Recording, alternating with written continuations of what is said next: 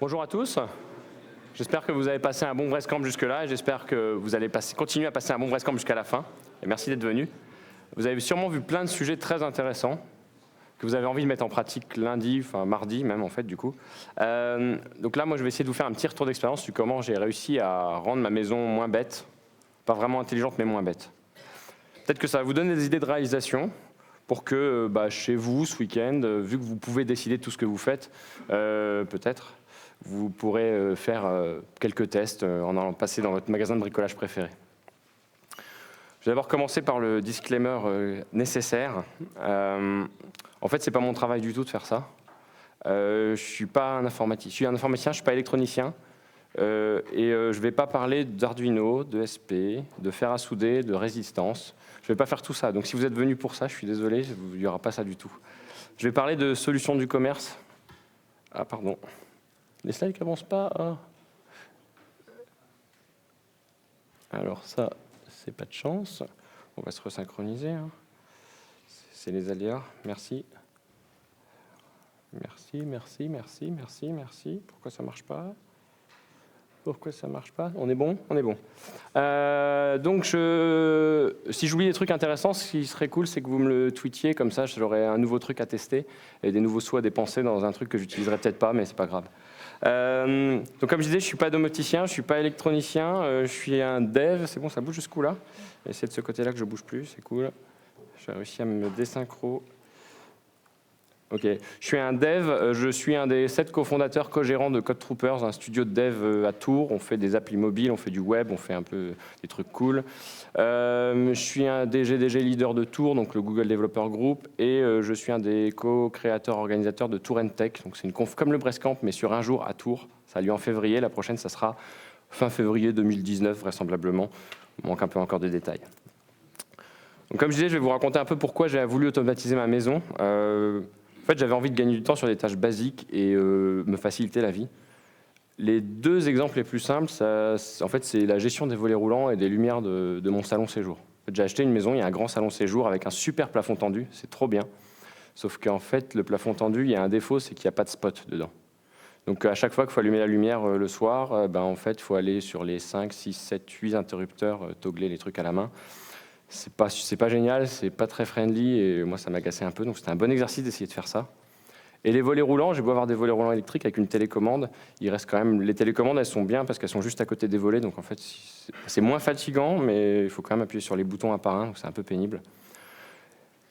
Le point des volets roulants, c'est aussi bien pour gérer les enfants parce que ça permet potentiellement de fermer le volet roulant avant d'aller dans la chambre pour mettre l'enfant à la sieste, ce qui est pas mal pour éviter qu'il était en train de se dire « mais il fait jour dehors, pourquoi je voudrais dormir ?» Il y a un côté pratique quand même. Puis les enfants, je sais pas, les jeunes parents ici comprendront sûrement, mais il y a souvent une question qu'on se pose avec les enfants, on ne sait jamais s'ils sont trop ou pas assez couverts. Donc je m'étais dit, peut-être qu'au passage, vu que j'ai changé de maison, je ne connais pas l'inertie de ma maison, je pourrais mettre des petites sondes de température et essayer de voir si, en fait, il fait déjà 30 dans sa chambre, donc la double couette, ce n'est pas nécessaire. Tout ça, ça m'a conduit en fait à ajouter des éléments dans ma maison pour essayer de réussir à piloter ma maison, mais c'était plus du monitoring rapide. Donc j'ai rajouté des prises commandées, des sondes de température et le contrôle des volets roulants, finalement, il était déjà là parce que j'avais déjà des télécommandes, il a juste fallu que je trouve un moyen un peu de les hacker. J'ai pas acheté une solution du commerce, parce que mes volets roulants, c'est des Somfy. J'aurais pu très bien acheter une Superbox Somfy qui m'aurait facturé un petit 1000 ou 2000 euros, ça aurait été cool. Je me suis dit, je vais quand même essayer de comprendre et contrôler un peu ce qui se passe, donc je vais essayer de voir ce qu'on peut faire. En quelques mois, j'ai réussi à faire tout ça sans trop dépenser. Ça a dû me coûter à peu près 250 euros, c'est le prix d'entrée. Mais dedans, il y a un Raspberry, donc déjà, vous enlevez 50 euros parce que je suis sûr que vous en avez un dans vos tiroirs. Vous l'avez acheté, vous avez mis Raspbian et vous l'avez rangé. Donc, moi, j'ai exactement pareil, hein. Donc je l'ai ressorti du tiroir, je me suis dit, je vais peut-être pouvoir faire un truc. J'ai acheté des prises commandées, là on peut en voir deux, vous les verrez peut-être un petit peu tout à l'heure. Ça coûte 50 euros les trois, en gros, Leroy Merlin, Brico Dépôt, ce que vous voulez, ou même chez votre bibliothécaire préféré, là, le libraire préféré, là, avec le A vers le Z. Et un émetteur radiofréquence. Alors là, il est pas très visible parce qu'il est là, il n'est pas très gros. Je reviendrai un petit peu dessus parce que juste après, parce que c'est un truc spécifique. Et des capteurs de température de ce genre-là. Donc ça, c'est un truc qui vaut 3 €. En fait, il y a plus cher de piles que de capteurs de température dans ce machin. Il a mis à peu près 2 mois à arriver parce que il vient d'un pays où les frais de port sont pas chers et les éléments sont pas chers. Il marche pas très bien, j'ai le capteur LCD qui marche. Enfin, j'ai des choses qui marchent plus dessus, mais c'est pas très grave, en fait, ça fonctionne quand même. Et un peu d'heures de configuration d'un soft qu'on m'a conseillé, que des amis utilisaient, qui s'appelle Domotix. Je le représenterai très brièvement, l'idée c'est de survoler un peu tout ça. Niveau techno, donc cette sonde en fait ça s'appelle un RFX-COM, RFX-TRX. En fait ça émet en 433 MHz, ce qui est une bande de fréquence à peu près libre pour faire tout ce qu'on veut. Cette bande de fréquence elle est cool parce qu'il y a plein d'éléments qui l'utilisent. Par contre elle a un gros désavantage, c'est que c'est du fire and forget quoi. Globalement mes sondes de température là, comme celle-là, elles m'envoient toutes les 30 secondes les changements de température, ou les pas changements d'ailleurs, ou l'humidité. Ça marche plutôt bien. Par contre, ça m'arrive de ne pas recevoir le truc parce que c'est fire and forget. Donc des fois, il me l'envoie et des fois, je ne le reçois pas. Pour de la température, toutes les 30 secondes, c'est pas très grave. Si j'en rate 10, j'ai raté 5 minutes d'infos, bon, je peux vivre sans. Par contre, si je demande d'allumer les lumières et que j'en ai 1 sur 2 qui s'allume, parce qu'il y en a 1 sur 2 qui a reçu l'ordre, c'est un peu plus pénible. Donc j'ai aucun moyen d'être sûr en fait, de ça. Somfy RTS, en fait, c'est le protocole pour parler au volet roulant qui est sur la bande de 433 MHz. Il y a juste une petite subtilité, c'est qu'ils ont descendu le spectre de quelques hertz pour pas que ça soit exactement 433 comme les autres trucs. Donc c'est pour pas se faire hacker tout de suite. Après, ça a vite été reversé. Par contre, un des problèmes de tout ça, c'est que je suis vite tombé dans une solution où des fois ça marchait, des fois ça marchait pas, je comprenais pas. Donc j'ai essayé de bouger cette fameuse antenne pour réussir à avoir des ordres qui passaient à presque tous les coups.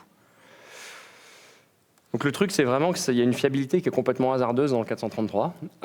Donc pour de la lecture d'infos, c'était bien. Ça me coûte pas cher, parce que comme je vous disais, ce machin, les piles coûtent plus cher. Donc, voilà. Et au niveau sécurité, en fait, il n'y en a juste pas. S'il y a quelqu'un ici qui a un laptop avec un récepteur, il reçoit aussi la température, comme moi. Il n'a pas rien besoin de faire, il l'a reçu. Puis vous la recevez tous en même temps, toutes les 30 secondes. Mes volets roulants, c'est pareil, ils ne sont pas réellement sécurisés. Somfy, donc ils ont feinté, ils ont changé un tout petit peu la fréquence. Puis ils ont mis un rolling code pour faire semblant d'avoir un peu de sécu. Mais en vrai, il n'y en a pas. Après, je ne suis pas trop inquiet des volets roulants. Enfin, si quelqu'un veut braquer chez moi et qu'il s'amuse juste à ouvrir mes volets roulants, il prend des étapes quand même avant de venir me voler. Donc tant pis. Par contre, ce qui est marrant, c'est que ça sert pour plein de trucs. Et ça se trouve, vous avez même une station météo là, un peu jolie, avec une sonde extérieure, tout ça, qui communique. Et en fait, il y a des chances que celle-là, elle soit en 433. Et donc, vous avez déjà quelque chose qui fait du 433, peut-être même sans le savoir. Donc, c'est juste la fréquence, et ça marche, et c'est assez cool. Un des points après tout ça, c'est qu'il fallait quand même piloter mes lumières et piloter mes volets. Donc, qui dit pilotage, dit un peu de difficulté. Donc, pilotage, c'est des télécommandes comme celle-là, celle qui est en photo. Elles sont magnifiques. Ou l'IHM de Domotix, c'est de l'Angular JS. C'est pas très très sexy, surtout quand on commence à avoir beaucoup de périphériques, mais ça fait le taf. Globalement, ça fait bien le taf. Par contre, il y avait une seule personne qui était aux commandes chez moi, c'était moi. Ce qui est un peu pas terrible en mode invité, en mode un peu cool. Donc j'ai voulu aller voir un peu plus loin et je me suis dit, j'ai une pièce de vie assez grande, ça serait quand même bien si je pouvais baisser la luminosité de mes lumières et voire même changer la couleur des lumières dans mon salon. Et là, j'ai cédé au démon Philips Hue. Du coup, il y avait un talk mercredi marrant qui disait qu'on était pauvres et qu'on ne pouvait pas se payer des Hue. J'ai fait un emprunt sur 5 ans et je me suis acheté 3 ampoules. En fait, j'ai acheté 3 ampoules, un interrupteur et un bridge. Donc le bridge, en fait, c'est un device que vous calez sur votre réseau en Ethernet et qui va permettre d'exposer une API pour aller parler à vos ampoules. Les ampoules, entre elles, en fait, elles arrivent à parler toutes seules avec le Zigbee. Le Zigbee, c'est un petit protocole en 868 MHz qui permet d'échanger de l'information. Donc, de proche en proche, elles sont capables de se parler. Et il y a un retour d'état, ce qui est pas mal, qui permet de savoir si une ampoule est allumée ou éteinte. Je reviendrai dessus, j'ai une anecdote là-dessus. L'API, c'est bien. Ça veut dire que vu qu'on est des geeks et qu'on aime bien quand même un peu taper les API, on va pouvoir faire un curl et allumer nos lumières. Et ça, c'est quand même assez sympa. Le côté bien d'une solution très grand public et que tout le monde peut utiliser et acheter moyennant des billets de couleur pas cool, c'est qu'il y a des applis mobiles avec genre une super mire de couleurs et ça, on donne le téléphone aux gosses, ils jouent avec, ils font « Ah, ça change de couleur, c'est trop bien ». Il y a des interrupteurs physiques, et ça, entre l'interrupteur qui est là et ce truc-là, il y en a un qui est un peu plus user-friendly finalement, quoi. Quelqu'un qui arrive dans ma maison, qui appuie sur l'interrupteur, il s'attend à voir la lumière qui s'allume. Quelqu'un qui prend ça, il s'attend à allumer quelque chose, ou pas. Il s'attend à rien, en fait. Et l'autre petite feature sympa, c'est que finalement, Siri, Google Assistant, Alexa, vous devez connaître un peu, piloter à la voix, c'est à la mode. Et donc Philips, ils ont sauté dans le train quand même. Donc on peut demander à Siri ou à Google de mettre la lumière en rose ou de faire un effet stroboscope. C'est pas forcément indispensable, mais on joue forcément avec quand on l'a, parce qu'en fait, du coup, on veut tester. C'est pas super bon marché, comme je disais. On peut s'en tirer à 120 € au début, à peu près, avec une ampoule et un bridge. Pack de démarrage, ça doit être ça. Ce qui fait mal, c'est plutôt le prix de l'ampoule. 20 €, c'est une ampoule blanche, enfin, à spectre blanc. On peut changer la luminosité et il y a 3 niveaux de blanc, à peu près, 3 températures. 60 €, c'est une ampoule qui fait des couleurs aussi. Ça fait cher la couleur. Surtout que c'est vraiment pas le truc dont on se sert très souvent. Et globalement, le côté coût, c'est aussi le coût de configuration et d'intégration dans ma solution. Et là, ce côté-là, il est assez cool parce que ça m'a globalement pris 1 heure, je pense, le temps d'aller sur le site de Philips, de me créer un compte, de générer une clé d'API et hop, c'est bon, ça marche. Bon, et vu qu'on est des pauvres développeurs et qu'on n'a pas forcément autant de moyens pour s'acheter des ampoules, il y a notre grande marque suédoise préférée qui a aussi créé sa solution à base de Zigbee, qui s'appelle le Tradfri. Je ne sais pas si quelqu'un parle le suédois ici pour me donner la bonne prononciation. Parce que je suis content, en plus j'avais réussi à faire, c'est un angstrom en fait, normalement le A. J'avais réussi à le faire mais qu'en majuscule, je ne sais pas le faire en minuscule, alors j'ai pas bien écrit là, j'étais un peu frustré. Et en fait j'ai craqué pour des Tradfri en magasin parce qu'à l'époque c'était les seuls qui faisaient des ampoules en E14 connectées. E14 c'est le petit culot à vis. Maintenant Philips ils en font aussi. Mais du coup, j'avais des Philips Hue E27 avec un adaptateur E14 et du coup ça dépassait légèrement des abat-jours, c'était vraiment pas joli. Donc je me suis dit je vais changer, je vais essayer l'autre truc. Donc j'ai racheté un bridge, Tradfri, enfin, des ampoules, voilà. Pour le coup ça m'a coûté 60 €, donc ça va, c'est un peu moins cher. Un des points intéressants maintenant, c'est que Tradfri et Hue, normalement ils sont un peu copains et donc vu que c'est du Zigbee les deux, on est censé pouvoir mettre des ampoules Hue avec un pont Tradfri et l'inversement. J'ai pas testé, vu que j'ai 2 ponts, je me suis pas amusé à essayer de faire un hybride bizarre et à pas y arriver. J'avais pas que ça à faire. Une fois que j'ai eu un éclairage à peu près maîtrisé, je me suis dit je vais essayer d'aller un poil plus loin. Et donc d'apporter un peu de sécurité ou d'aller dans un autre protocole pour voir un peu. En fait, je voulais juste gérer un cas. On est un peu étourdi parfois, et quand on se dépêche d'emmener les enfants à l'école, il y a des chances que les fenêtres des chambres pour aérer le matin elles soient restées ouvertes. Donc j'avais envie un peu de savoir ce truc-là pour retourner à la maison en vitesse et refermer avant qu'il fasse moins 10 dans la maison. Mais j'avais pas envie forcément que ça soit en 433 et que tout le monde puisse écouter l'état de mes portes et fenêtres. Bon, après, il faut quand même trouver qui émet cette porte-là, mais bon, je n'avais pas envie. Puis j'avais envie d'essayer un autre protocole qui avait l'air un peu plus cool, et peut-être qu'il captait mieux, tout simplement. Donc en fait, le Z-Wave, qui est sur une bande de fréquence que je vous laisse lire, l'intérêt, c'est que c'est un réseau mesh, donc en fait, chaque élément communique avec son voisin, donc on est capable d'étendre la portée comme ça, et donc je me suis dit, avec mes problèmes de portée, ça va être super. Et j'ai un retour d'état comme en Zigbee, donc je sais que cette ampoule ou ce détecteur de mouvement a détecté un mouvement, et où je peux lui envoyer de la config, etc. Ça a bien marché du premier coup à peu près, mais pas tout à fait en fait.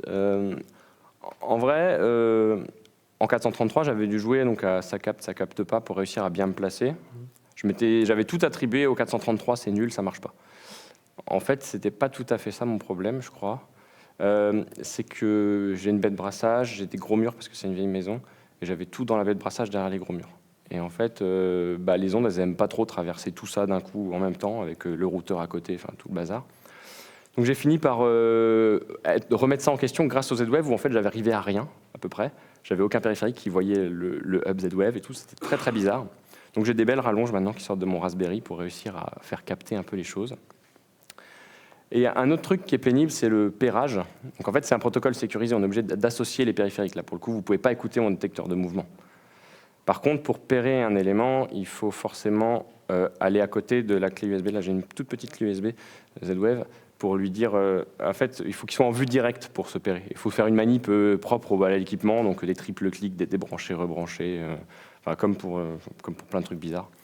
Il y a certaines clés USB qui ont une mini pile, donc si vous en achetez, c'est un tout petit peu plus cher, mais prenez celles qui ont une mini batterie qui permettent en fait d'être débranchées, d'aller à côté de votre détecteur de porte et d'appuyer, plutôt que d'avoir à décoller le détecteur de porte que vous venez de coller au double face au-dessus de la porte, alors qu'il n'a pas été péré. C'est juste un pro-tip pour éviter de renlever le double face, de laisser une marque, de galérer, de vous énerver alors que vous venez d'acheter un truc qui avait l'air cool.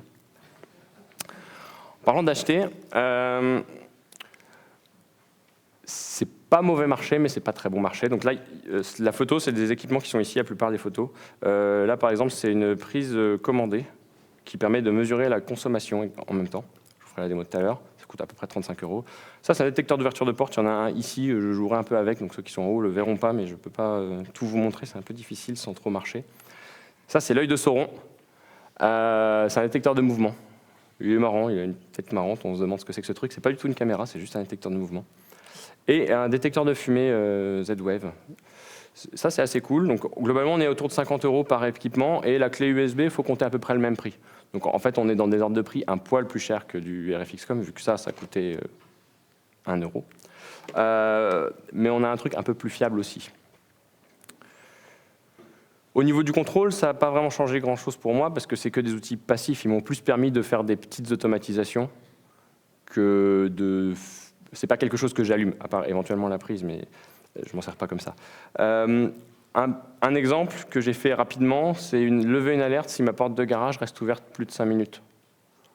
Mettre plus de 5 minutes pour rentrer dans le garage, c'est louche. Je peux pas fermer ma porte de garage avec mon téléphone, parce que ça, je le refuse. Par contre, je peux savoir que j'ai oublié de la fermer ou qu'il y a un truc qui se passe pas très bien dans le garage, donc c'est toujours assez cool de savoir ça. Parce que des fois, on sort de la voiture, on appuie sur le bouton et en fait, ça va pas marcher. Et un autre sujet assez intéressant, c'est que maintenant, vous devez avoir pas mal de choses qui sont un peu interconnectées sur votre réseau Wi-Fi et autres. Par exemple, si vous avez une télé qui a moins de 10 ans, je pense qu'il y a des chances qu'elle fasse Wi-Fi parce que vous avez un bouton Netflix sur votre télécommande. Un ampli avec Spotify, Deezer, etc. La plupart des amplis, vu que la musique maintenant n'existe plus vraiment sur un format physique, ils se sont rapidement mis à connecter les amplis. Moi, j'ai même un lave-linge connecté en fait. Parce que récemment, j'ai dû changer mon lave-linge. Et c'était un peu plus cher, un lave-linge Wi-Fi, mais il y avait marqué Wi-Fi, ça avait l'air super cool. Donc ça m'a permis un truc marrant, c'est qu'avant j'utilisais un dash button pour déclencher une règle if TTT, donc if then that this, enfin celui où il y a 4T ou 3T, je sais plus, je sais pas le dire, pour penser à sortir le linge du lave-linge. C'est un truc très pratique mais qui m'arrive tout le temps en fait. Et bien, ce super lave-linge connecté m'a permis de ne plus avoir besoin du dash button. Mais je vais quand même vous parler des dash buttons parce qu'ils sont cool. Un dash button, vous avez dû entendre parler du truc, c'est un élément qui coûte 5 €, qui est Wi-Fi et qui permet de commander du thé, des couches, des protéines, ce qu'on a envie. Il y a un fonctionnement marrant quand on associe un nouveau dash button. Parce qu'en fait, du coup, on reçoit le dash button, on configure à son Wi-Fi, on appuie dessus une première fois et on a un crédit de 5 € automatique sur son compte. Du coup, on peut normalement avoir une réduction de 5 € par exemple sur des couches, parce que c'est le dash button des couches. Et par hasard, je me suis rendu compte que si je mettais un autre dash button dans mon panier avant d'avoir consommé la réduction de 5 €, ça me faisait un dash button à 0 € environ. Et que je pouvais recevoir, appuyer pour avoir un crédit de 5 € pour potentiellement recommander un nouveau dash button. Et à la fin, on peut utiliser les 5 € sur les couches si on veut. C'est pas mal, hein? Bon, le truc, c'est que ça reste quand même un peu un hack, ce truc. Si vous avez des cours de réseau, si vous avez fait ça et si vous aimez le réseau, vous vous rappelez peut-être un peu comment ça marche quand il y a un périphérique qui remonte sur un réseau. Il fait une requête ARP pour dire « Ah, je suis là, regardez, mon adresse MAC, c'est ça, on va bien parler tous ensemble, on est des copains. » Donc on peut scanner l'ARP, on sait faire. Donc on peut facilement voir qu'il y a une trame ARP qui est passée, une requête ARP qui est passée avec tel MAC, et donc lancer en face une action. C'est assez facile à faire, on peut le faire avec un pauvre script. Bon, il y a des gens qui ont eu des idées, et donc il y a des projets sur GitHub, il y en a pas mal qui permettent de le faire. Là, en l'occurrence, j'ai mis le lien vers celui que j'utilise, qui s'appelle Dasher, c'est du Node. C'est tout bête, donc on a un bouton poussoir du coup avec le dash button, et en fait il réagit plutôt bien. Quand je mets bouton poussoir, c'est important de se rappeler de ce truc-là, il ne faut pas s'en servir comme un interrupteur on-off, parce qu'en fait il n'est pas du tout on-off, il est j'ai appuyé.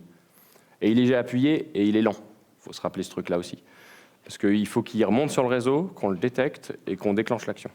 Et en plus, vu qu'on l'a légèrement détourné de sa situation initiale, il va quand même essayer d'aller parler à monsieur Amazon pour lui dire « Hey, je comprends pas, j'arrive pas à finir la configuration sur ce bouton ». Et donc il attend 10 secondes pour essayer de mouliner auprès d'Amazon, puis après il s'éteint parce qu'il ne veut pas user ses piles. Le 1-5 secondes de délai, il y a des petits tips après sur les routeurs. On peut lui mettre un petit bail DHCP statique pour que ça remonte un peu plus vite. On peut faire des petits trucs comme ça pour réussir à le faire remonter plus vite. Après les dash buttons, je voulais vous diverger vers un autre truc sur lequel je suis assez content parce que je l'utilise assez souvent en fait. C'est la partie HomeKit. Désolé les gens qui ont un Android, vous allez vous ennuyer pendant 2 slides. C'est le protocole qui est poussé par Apple. C'est un framework, ça permet en fait de faire dis Siri allume ma machine à laver et ça il sait faire. C'est super cool sauf que c'est vachement restreint parce qu'en fait les constructeurs doivent avoir le petit saut comme le Made for iPhone pour les accessoires. En gros, c'est un Made for HomeKit. Et donc, Apple, ils sont pas forcément super cool. Je pense qu'il y a des belles royalties au milieu, donc tout le monde ne fait pas. Par contre, nos amis qui font plein d'open source, ils ont réussi à faire la même chose, qui fait de l'émulation pour faire croire que y a un périphérique HomeKit sur le réseau. Et à partir de là, on peut parler à tous les systèmes domotiques de la planète, je crois, parce qu'il y a un système de plugin, donc vous pouvez même coder le vôtre si vous voulez. Et donc vous pouvez faire dis Siri, push-moi ce commit. Je pense que c'est possible. Je ne l'ai pas fait, mais je pense que c'est possible. Donc moi, je me suis mis à utiliser Homebridge pour en fait parler à mon Domotix, pour en fait pouvoir piloter à la voix facilement. Donc de mon cockpit d'avion de tout à l'heure, je suis passé plus à une Tesla en autopilot, où en fait j'ai juste besoin de lui parler un petit peu, et donc ce qui voulait dire surtout que ça faisait un peu moins peur à ma femme et à mes enfants de réussir à commander un truc sans avoir besoin de se loguer sur une interface un peu cryptique. C'était un peu louche. J'ai à peu près intégré tous les périphériques que je pouvais sur mon réseau. Et il y avait beaucoup de choses. Et dans la liste des trucs que j'avais, j'ai une télécommande Harmony Ultimate. Je ne sais pas si vous connaissez. En gros, j'ai une API pour envoyer des infrarouges. Donc, en gros, je peux allumer mon ampli, ma télé. Enfin, je peux faire des trucs comme ça avec juste ma télécommande de télé. C'est super bien, mais en fait, c'est tout basé sur des gros hacks d'API. Elle n'est pas vraiment publique, l'API. Donc Logitech, ils sont d'accord pour qu'on l'utilise, mais ils ne demandent pas notre avis avant de la casser, globalement. Donc du jour au lendemain, ça s'est mis à peu près à plus trop marcher. Donc, la beauté de l'open source, c'est qu'on peut aller voir le code et on peut builder le master. Donc le commit qui corrige le support d'Harmony, il était disponible. Bon, c'est facile à builder, on peut s'amuser. Donc du coup, je me suis dit, c'est pas grave, je vais passer en version bêta de Domotix, ça a l'air cool. Je vais builder ma version, et puis je vais avoir le support d'Harmony qui va remarcher. En faisant ça, je me suis rendu compte d'un truc assez marrant en fait, sur Docker, et je vais faire un aparté sur Docker, mais je me suis dit, dans mon brief de talk, j'avais mis plein de technos, donc je mets des technos comme ça pour en parler, et ce truc-là, il m'avait fait me marrer, donc je vais vous en parler un peu. En fait, j'avais mon Domotix dans un Docker sur un Synology. Donc, vous voyez le truc, le Synology. En fait, j'étais pas sur un Raspberry à ce moment-là. Je l'expliquerai pourquoi après. Pourquoi j'ai changé. En cherchant, en fait, j'avais pas de Nighty build de Domotix et il n'y avait même pas de façon de savoir qu'ils venaient de réaliser une bêta autre qu'en allant faire un curl sur leur site et en allant chercher le dernier numéro de version de bêta. Je vais ouvert une issue chez eux pour demander où est-ce qu'étaient les tags de bêta. Ils m'ont dit il n'y en a pas et il n'y en aura pas. D'accord. Donc j'ai fait une technique un peu bourrin qui va chercher le fichier et du coup j'ai fini par réussir à faire une image Docker un peu automatisée avec un repo externe mais qui génère des tags alors là où eux ils n'en génèrent pas. J'explique. En fait, il y a des hooks qui sont planqués dans Docker Hub qui ne sont pas vraiment documentés qui permettent de lancer un script autour du Docker build qui est exécuté par le hub. Et donc en fait, moi mon image Docker, ce qu'elle se contente de faire, vous pouvez aller voir facilement sur le repo GitHub, c'est d'aller scraper le site de Domotix, de récupérer le numéro de version, d'aller chercher le commit et de pusher un commit avec ce numéro de version, un tag avec ce numéro de version sur mon repo. Et le hub après derrière avec cette blague-là, s'il voit que j'ai un tag bêta, il va me faire un build spécial sur le source commit que je lui passe. Du coup c'est magique parce qu'en fait j'ai un repo où il n'y a que des tags, mais j'ai jamais changé le code. Mais par contre ça m'a généré beaucoup d'images Docker de Domotix parce qu'il y a beaucoup de commits finalement et beaucoup de bêta. Et il y a un truc qui est encore plus marrant, c'est qu'en fait cette image, je me suis rendu compte récemment qu'elle avait plus de 190 000 pools. Et en fait moi je m'en sers plus depuis des mois. Parce qu'en fait, il y a un léger truc qui s'est passé, c'est qu'avec toutes les blagues de « je suis en bêta », vous connaissez On dépend de Snapshot, j'ai fini par légèrement casser ma maison. Alors je l'ai cassé plusieurs fois de différentes façons jusqu'à temps que ça soit un peu irréversible. Je l'ai cassé avec un système qui démarrait plus trop. Donc ça, c'est pas très grave parce que Docker, c'est cool, on peut revenir en arrière et normalement, ça se passe pas mal. Au pire, ça marche pas mieux qu'avant. Des fois avec des modules non fonctionnels, donc on corrige d'un côté, ça pète de l'autre. Hein. C'est les tests unitaires, il n'y en a pas partout. Puis je crois que le climax, c'était qu'à un moment, j'ai voulu démarrer. Ça a très bien démarré, c'était parfait. Par contre, j'avais plus aucun périphérique, plus aucune configuration, plus aucune automatisation. Donc j'ai sorti mon backup, qui était un backup de Schrödinger. Il n'était pas là. Et du coup, ça m'a un peu énervé. De là, je me suis dit, on va passer à la partie 2. J'ai vu ce que je voulais faire et j'ai vu ce que je ne voulais pas faire. J'avais plein de périphériques à connecter, donc je devais repartir de table rase. Du coup, je suis reparti de table rase et j'ai réenvisagé les solutions domotiques sans faire confiance aux gens qui me conseillaient des outils, même si c'était bien jusqu'à ce que ça ne marche plus. Mais c'est ma faute un peu. Donc j'ai envisagé JDOM, dont il y a eu un talk hier, je ne sais pas si le speaker est dans la salle, mais bref, qui était assez marrant. J'ai eu du mal avec l'interface pour en faire ce que je voulais, j'arrivais pas. Donc en fait, j'ai rapidement mis de côté la solution. Par contre, c'est une solution intéressante, donc c'est un produit open source qui est basé sur un système de plugins, payant ou non, sachant que les plugins payants, ils ne sont pas très chers. Quand on met 40 € dans un détecteur de porte, je pense qu'on peut mettre 5 € dans un plugin. Enfin, voilà, il y a un vrai problème. Mais voilà, ça m'allait pas, donc je continuais mon chemin. Puis je me suis dit, je reviendrai peut-être si je trouve pas rien de mieux. Après, je me suis dit, OpenHAB. Ça a l'air très cool, ça. J'arrive pas à changer de slide, c'est ça aussi. C'est en Java. Je pourrais faire des PR si je vois des bugs, je pourrais faire des trucs. À la base, je suis développeur Java, ça va peut-être être sympa. Et là, j'ai encore moins réussi à configurer que JDOM. Pourtant, c'était du matériel et tout, ça avait l'air super sympa. Et j'ai juste rien réussi. En fait, je crois que c'est juste que je ne sais pas me servir des IHM de config. En fait, le problème, il est entre la chaise et le clavier, il n'a rien à voir avec les outils, hein, ça doit être moi. Du coup, je suis revenu à Home Assistant que j'avais un peu écarté au début et je lui ai donné sa chance. Et Home Assistant, en fait, je lui ai donné sa chance parce qu'il y a un support monstrueux de technologies et de composants. Et j'ai listé un peu tous les trucs que j'avais chez moi et j'ai essayé de voir ceux qui couvraient à peu près tout ce que j'avais. Parce que oui, je voulais tout connecter forcément. Hein. Je ne vais pas laisser un truc connectable non connecté, c'était pas logique. Et donc c'est lui qui avait en gros la plus grosse couverture par rapport à mes éléments. Et en plus avec des releases super fréquentes et ça avait l'air cool. En plus, je pouvais encore mettre à jour souvent, donc j'aimais bien ça. L'autre aspect qui était vachement bien, c'est que la config, c'est du YAML. Je ne dis pas que le YAML est super bien. Je n'ai jamais dit ça et je ne suis pas prêt de le dire, je crois. J'ai du mal avec les espaces, je ne sais pas vous, mais moi, j'y arrive pas.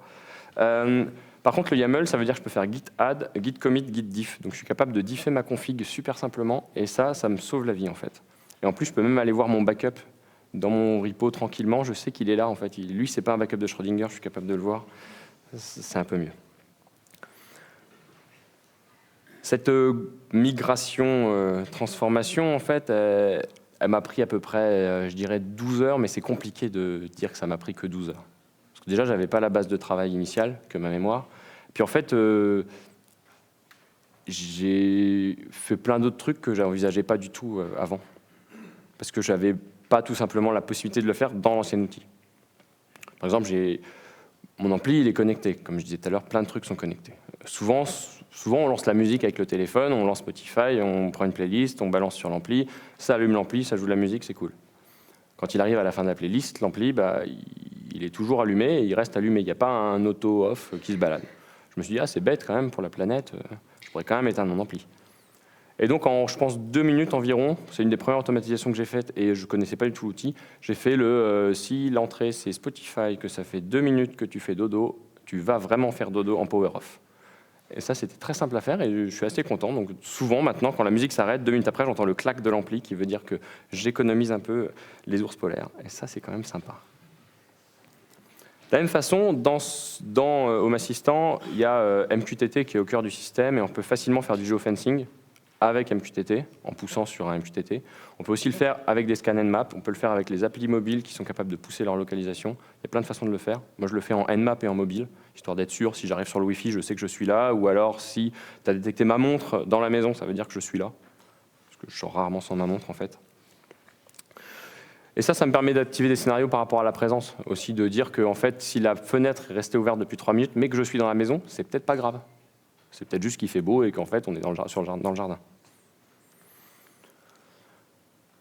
Un des autres sujets sur lesquels vous n'avez pas pu passer à côté, en fait, c'est les assistants vocaux. C'est un peu un truc à la mode.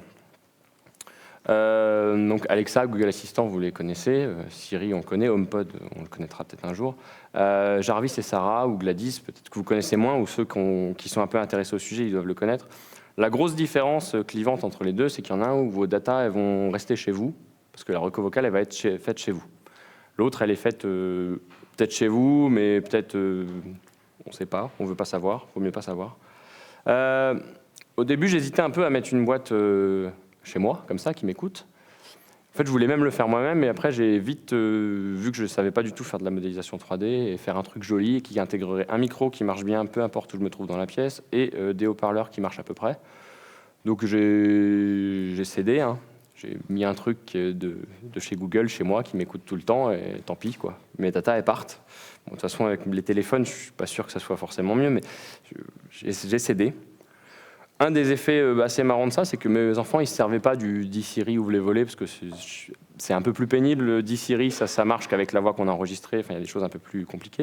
Par contre, maintenant, ils disent parfaitement « OK, Google, ouvre les volets ». Ça, aucun problème. Au début, ils n'y arrivaient pas trop, mais Home Assistant, en fait, il est compatible Google Actions. Donc, Google Actions, c'est le SDK en face de Google Assistant. Et donc, on peut facilement plugger les deux pour faire en sorte que l'action de « ouvre les volets », ça soit... finalement Home Assistant qui la réalise. Donc ça rebondit un peu de partout, il faut jouer un peu avec du réseau, mais ça fonctionne. L'effet inattendu complètement, c'est que j'ai un enfant qui a 5 ans, l'autre qui ne parle pas encore il y a 2 ans. Ça a vraiment amélioré la prononciation de mes enfants, en fait. Au début, le ouvre les volets, c'était vous veuillez répéter, je n'ai pas compris. Google a beaucoup dit ça au début, c'était un peu pénible. Mais il ne s'est pas du tout vexé. Il a appris à le dire, en fait. Et du coup, maintenant, il apprend aussi à savoir le temps qu'il va faire demain. Il pose plein de questions à cet assistant. Ce qui est un peu flippant, c'est que pour lui, c'est complètement normal qu'il y ait un truc qu'il lui parle dans la maison, qui lui réponde à ses questions, quoi. Nous, c'est de la science-fiction, quoi. Mais lui, il va grandir avec, donc c'est complètement normal. OK. Pourquoi pas. Je vais essayer de vous faire une petite démo. Alors, c'est un peu tricky parce que... pour que vous voyez quelque chose et que j'ai pas besoin de changer entre le clone et pas le clone, je l'ai foutu dans une iframe. Mais du coup, je vais être obligé de me mettre un peu de 3/4 pour piloter le truc sans vous regarder. Donc, c'est pas forcément génial. Donc ça, c'est Home Assistant. C'est la solution que j'utilise actuellement. Et en fait, on ne voit pas grand-chose parce que va falloir me croire parce que je peux pas zoomer à ce moment-là, je pense. Ou alors, ça va faire un truc bizarre. Ah, si je peux zoomer. Alors, ça, c'est la config par défaut de Home Assistant. Comme on voit, il y a beaucoup de choses. Il y a beaucoup de périphériques qui sont remontés. Donc, il y a des périphériques que moi, j'ai configurés. Donc là, il y a un capteur d'ouverture de porte. Il y a une prise commandée qui mesure la consommation en Z-Wave, les deux là. Il y a 2 prises commandées en 433 MHz et une sonde de température qui ne fonctionne pas parce que c'est une vieille version de ce truc-là. Enfin bref, ça devait marcher, mais ça ne marche pas. Donc, comme on peut regarder, il y a plein d'éléments. C'est complètement illisible, c'est foutraque. On ne sait pas trop ce qui se passe. Il y a tellement d'éléments qu'on peut rajouter, donc, comme je disais, des trucs un peu marrants. On peut faire du monitoring, on peut voir les heures de prochain passage de son tram, parce que je vous montrerai comment on peut configurer ça, c'est marrant. C'est pas du tout le fournisseur de bus de Tours qui fournit ça, hein, je vous rassure, c'est complètement pas ouvert. Et on peut, par exemple, voir l'état du réseau Z-Wave, ce qui n'a à peu près aucun intérêt, mais si on veut, on peut. L'idée, c'est clairement de ne pas utiliser ça, mais de faire sa propre vue. Donc là, j'ai mis un titre, mais on peut mettre des belles icônes pour faire un truc un peu plus joli. On peut même changer les couleurs, changer la langue, etc. Et là, du coup, j'ai un peu plus choisi ce que je voulais afficher. En l'occurrence, j'ai le graphe donc il est très très précis ce graphe de voltage. J'ai la consommation moyenne de ma prise, j'ai la puissance consommée là depuis le talk. J'avais l'historique, donc du coup on ne va pas forcément zoomer, ça va être chiant. Donc on va laisser tomber. Et j'ai la température de la porte. Souvent en fait en Z-Wave, les périphériques ils font pas qu'une chose. Là par exemple ma prise commandée elle fait on-off, mais elle fait aussi relevé de consommation. Et mon capteur de porte en fait il est capable de lever la température en même temps que de savoir si la porte est ouverte ou pas. C'est un petit bonus. Donc en fait, des capteurs de température, en vrai, vous n'allez peut-être pas en acheter autant. Moi, j'en ai acheté un peu trop, parce que du coup, j'ai la température à peu près 3 ou 4 fois par pièce maintenant. Donc c'est pas indispensable, hein, clairement.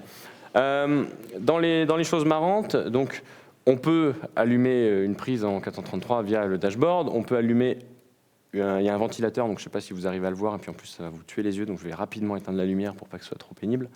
Mais on peut faire aussi des dashboards un peu plus marrants de consommation. Donc là, je dois avoir le laptop en kilowattheure et en watts. Et on peut faire des trucs custom. Donc là, le nombre de poules de mon image Docker dont je vous parlais, par exemple, c'est un truc dynamique. Ça va taper l'API du hub et on peut récupérer ça. Des petits trucs assez marrants. On peut aussi du coup faire des automatisations. Par exemple, là, j'ai mon détecteur d'ouverture de porte. Donc ma porte est fermée. On voit à peu près que la porte est fermée dans le dessin, parce qu'une fois que vous voyez qu'elle est ouverte, on voit qu'elle est ouverte. Et donc ça m'allume la lumière. J'avais fait un scénario pour allumer la lumière quand j'ouvre la porte. Par contre, je n'ai pas fait le scénario inverse de quand je ferme, ça éteint la lumière. En plus, là, j'ai mal fermé ma porte apparemment, mais elle est bizarre cette porte aussi. Voilà. Bon, bah, elle restera ouverte, tant pis. Je vais éteindre les lumières, c'est juste pour pas que ça vous fasse trop mal aux yeux. Et je vais essayer de revenir à une résolution normale. Et je vais vous montrer quand même à quoi ressemble une automatisation. Donc ça, c'est assez récent. Il y a une IHM maintenant qui permet de créer des automatisations en clic-clic. Celle-là, j'arrive à peu près à l'utiliser, mais je vous montrerai après à quoi ça ressemble en vrai, pour pas que vous paniquiez non plus sur le clic-clic. Ce qui est bien, c'est que c'est assez simple. Là, je lui dis que ma porte passe de off vers on. Je pense que niveau algo, ça devrait aller. Je peux ajouter une condition si je veux qu'elle n'ait pas été ouverte. Ou que, si on est en pleine journée, peut-être ça ne sert à rien.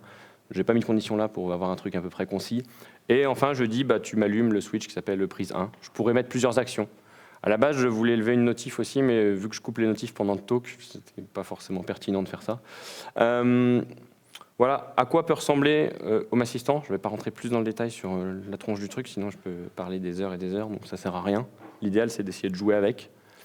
Et en fait, il y a une mécanique qui peut être marrante pour jouer avec. Je reviens du bon côté, je redonne le focus. Et je vais vous montrer un peu dans la config, il y a des choses sympas. Donc là, ça c'est la config d'Home Assistant, c'est des extraits du YAML. Je pense que je pousserai tout sur GitHub derrière et vous pourrez y accéder. Les noms de périphériques, ils sont un peu bizarres parce que c'est foutra que je suis sous macOS et macOS et les noms de périphériques, c'est des trucs bizarres.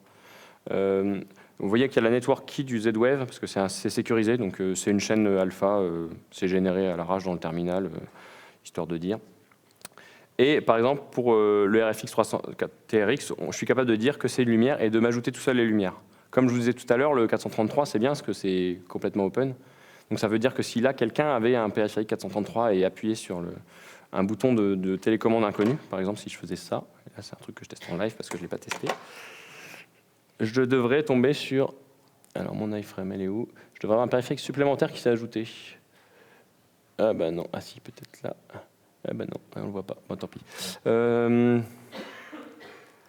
Mais globalement, ça m'ajoute tout seul les périphériques en se détectant ceux qui arrivent sur le réseau. Donc c'est pratique parce qu'il arrive sur le réseau 433, je le détecte, j'ai son ID, donc je suis capable après de faire un truc comme ça, qui est lui donner un nom, qui est associé à son super ID qui est très très clair. Donc si quelqu'un met dans sa conf exactement ça, il va exactement faire ce que je suis en train de faire, il peut commander les lumières et tout. Il n'y a vraiment pas de sécurité. Donc le automatic add, au bout d'un moment, il faut le mettre à false parce qu'en fait, il y a tout le temps des faux positifs sur ce truc, il y a des machins qui remontent, on ne sait pas ce que c'est. C'est un peu étonnant. Ça, c'est l'automatisation que je vous montrais dans la version pas clic-clic. Donc c'est du YAML, mais on lit bien en fait le système de conditions, actions, déclencheurs. Ça marche plutôt bien et c'est facile à gérer. Et ça, c'est un élément qui est assez intéressant parce qu'en fait, du coup, ça veut dire qu'on peut servir d'Home Assistant pour faire du monitoring de n'importe quoi en fait. De base, il y a des plateformes qui permettent de faire du scrapping.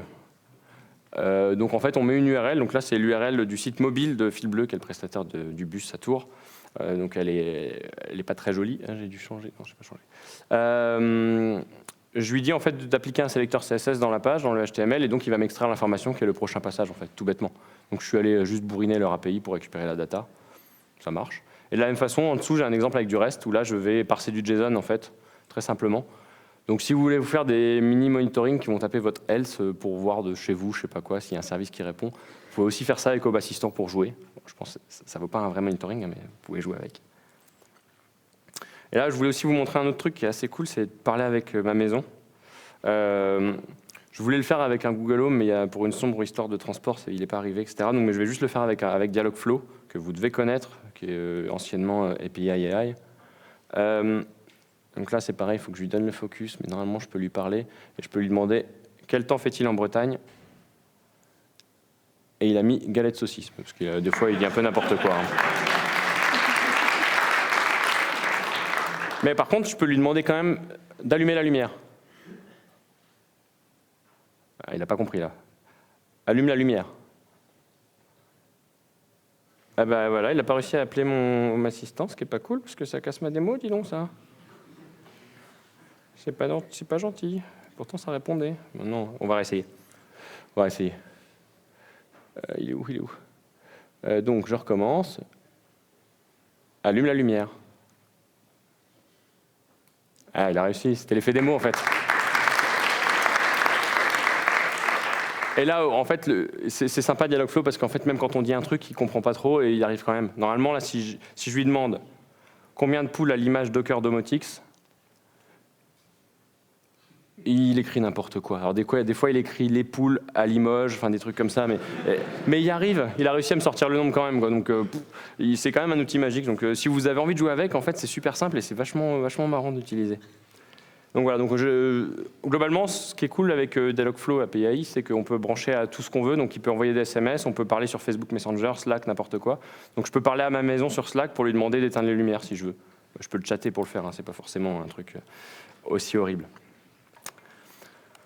Donc voilà, globalement, vous êtes à peu près équipé pour partir et rendre votre maison moins bête. Vraiment pas intelligente, mais moins bête.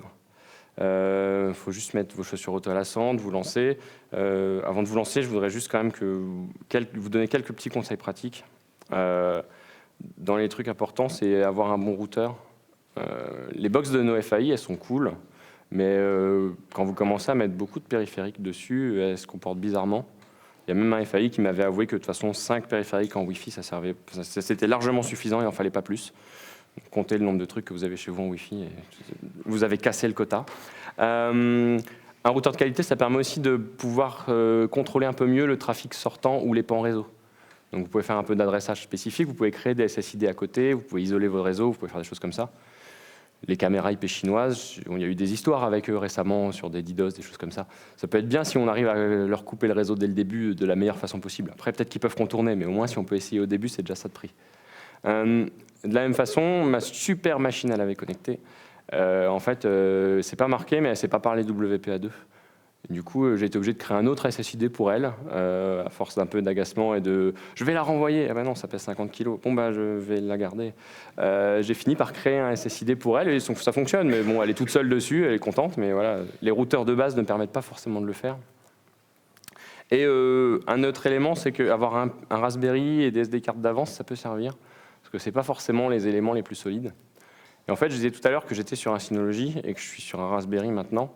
Il y a une raison à ça, c'est justement qu'il y a beaucoup d'écriture, des logs de tout ce qui peut se passer dans le système domotique. Et ça empêchait en fait mes disques durs du Synology de se mettre en veille, tous ces logs qui partent traîner dans tous les sens. Et ça me saoulait un peu de consommer plein pour juste écrire des logs de domotique. Et j'avais pas envie quand même de les shooter. Du coup, je me suis dit, bah tant pis, je vais migrer sur un Raspberry, ça va flinguer des cartes SD, mais au moins, j'aurai mes logs quand ça marche pas. Et puis au pire, j'ai des cartes SD d'avance, j'ai des clones, je me débrouille, quoi. Donc il faut bien penser à ce truc-là, c'est quand même bien d'avoir un peu d'avance et de ne pas se faire avoir. Dans les autres éléments de vigilance, ça va être avoir un mode invité. Donc le mode invité, c'est mes parents qui viennent à la maison, qui appuient sur l'interrupteur, et ben la lumière s'allume. Rien d'étonnant, mais c'est quand même bien quand ça marche. Le mode quand on n'a pas d'internet ou quand la centrale domotique a eu un petit souci d'ordre, elle est éteinte. Il faut quand même que les choses soient encore contrôlables. Donc avoir des télécommandes dans les tables basses, ça peut encore servir pour avoir le mode low-tech mais qui marche. Ou aller appuyer les boutons. Et donc le retour de courant, vérifier que tout remonte dans le bon ordre parce que des fois ça fait des blagues. Et j'ai mis un mot, il n'existe pas un automagication, c'est les petits problèmes qu'il peut y avoir avec l'automatisation et la magie. Récemment, il y avait un anniversaire chez moi, il y avait 15 personnes à peu près. Et il y a une ampoule Philips qui a décidé de ne pas répondre au pont. En fait, elle a été marquée comme luminosité à 0. Et j'ai une automatisation marrante chez moi qui permet de synchroniser Tradfree et You, donc les luminosités des différents systèmes. Du coup, le pas de bol, c'est que l'ampoule qui a dit qu'elle était à 0, c'était l'ampoule qui me servait de base pour calculer la luminosité. Donc les 15 personnes dans le salon se sont retrouvées dans le noir, mais pas au moment du gâteau, donc c'était pas un effet complètement voulu. Donc voilà, faut faire gaffe. Il y a des petits trucs marrants qui peuvent se passer, mais on ne sait pas trop pourquoi. Et dans les trucs qui peuvent être vraiment pénibles, qu'on ne peut pas anticiper, et ça sera quasiment mon dernier slide, la taille des ampoules. Vu qu'elles sont connectées, elles ne sont pas du tout la même taille que des ampoules standards. Donc espérez pas mettre votre bel abat-jour tout fin, tout petit, etc. Parce que potentiellement, ça ne rentrera pas. Donc c'est un truc auquel il faut penser. Les interférences, quand on allume le micro-ondes, des fois il y a des choses bizarres qui se passent, donc les ordres ne passent pas. C'est le micro-ondes. Voilà. Et le vrai truc pénible, c'est la durée de vie des piles. Globalement, vous détectez qu'un détecteur de mouvement il est à pile, il n'est pas branché sur secteur. Et vu qu'il remonte la température et toutes ces choses-là, les piles, ça s'use. Donc globalement, en Z-Wave, on peut compter 6 mois, 1 an, mais donc ça veut dire que les piles ne durent pas forcément très longtemps. Donc il faut en avoir d'avance. Et il faut quand même penser à regarder aussi l'indicateur de niveau de batterie des différents éléments, parce que récemment, il y a un détecteur de fumée qui m'a réveillé à 4 h du matin, parce qu'il bipait toutes les minutes pour me dire qu'il avait bientôt plus de piles. Donc j'ai changé la pile. Puis 2 semaines après, c'est le deuxième qui m'a dit ça. À la même heure. Hein. En plus, ils sont bien réglés là-dessus. C'est forcément pendant qu'on dort, c'est histoire que ce soit plus sympa. Donc voilà, c'est les genres de petites choses à faire gaffe et à essayer d'y penser. Pour les piles, il y a N-Ocean, qui est un autre protocole que j'utilise pas, qui apparemment a plein de devices qui sont sans batterie, y compris des détecteurs de porte, etc., donc qui marchent à l'énergie cinétique. C'est marrant, je ne sais pas si ça marche bien, mais c'est pas très bien supporté par les solutions open source, donc du coup, je ne l'ai pas envisagé. Et enfin, pour conclure, je dirais que j'ai réussi en mélangeant tout plein de technos. Globalement, je crois que j'ai mis toutes les technos qu'il y a chez moi, mais j'en ai peut-être oublié, j'en ai sûrement oublié. J'ai réussi à faire un truc où ma maison était un peu moins bête. Donc elle me rend service, elle permet de me rappeler de trucs, d'améliorer des choses chez moi et de rendre la vie un peu plus facile aux gens qui passent par chez moi. Donc ils n'ont pas besoin d'aller allumer 5 interrupteurs pour avoir un peu de lumière dans cette grande pièce. Par contre, il y a toujours les moments où ça ne marche pas. Alors ceux-là, ils sont un peu pénibles parce que du coup, il faut la technique classique et il faut après s'agacer un peu pour essayer de réparer. C'est assez rare, mais ça arrive. Les cas où ça se passe comme ça, je peux passer 3-4 heures par semaine à essayer de réparer, de débunker un truc parce que ça ne marche plus et c'est pénible. Par contre, globalement, c'est rare et je dois passer 10 minutes maximum par semaine pour faire la maintenance de ma maison. J'éteins l'ampoule parce que ça sent le cramer. J'avais pas vu qu'elle était restée allumée, je suis désolé. Après, le plus gros problème en fait, que je vois tout ça, c'est que c'est un passe-temps qui est un peu addictif et que du coup, on passe son temps à guetter un peu les promos, les nouveaux trucs qui peuvent arriver pour essayer de les configurer, de les ajouter à son système et à pas s'en servir ou alors à les cramer en essayant de faire un truc un peu chelou avec. Du coup, à acheter du matos pour essayer de réparer le bas de flash, du matos qui coûte plus cher que le truc qu'on essaie de réparer, mais c'est pas grave parce qu'on essaie de réparer les choses, c'est important. Donc c'est un jeu dangereux en fait, on peut potentiellement se faire manger avec ça. Voilà, c'était tout pour moi. Si vous avez des questions, je suis disponible.